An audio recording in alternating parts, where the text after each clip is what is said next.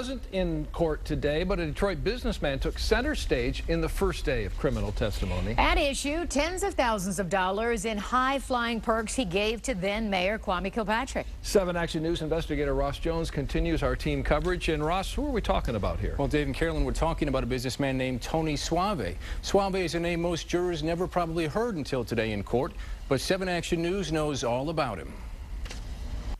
It was more than 4 years ago that we exposed a small fortune in jet travel provided to Kwame Kilpatrick, travel that could now prove key to the Fed's case against him.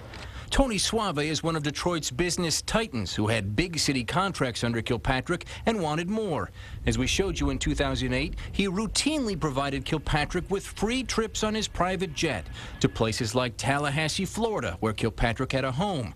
All told, in about a year, 27 flights corresponded with Kilpatrick's personal travel and Suave's private jets. Today in court, Kilpatrick's former bodyguards testified that the former mayor often used Suave's jets to fly across the country.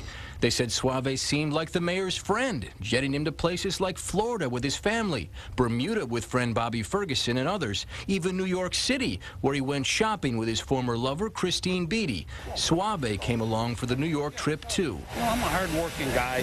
When we first aired our story, Suave said the trips were just gifts for the mayor, but he's singing a very different tune now. In these court documents, he now says he was extorted, forced to give Kilpatrick free jet trips, courtside Pistons tickets, and other fancy perks, all so he could keep his big city contracts. Sir, did you ever fly on Tony Suave's jets?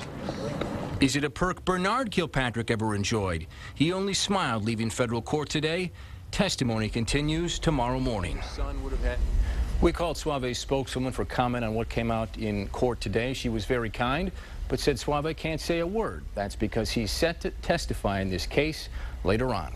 I'm Ross Jones, 7 Action News.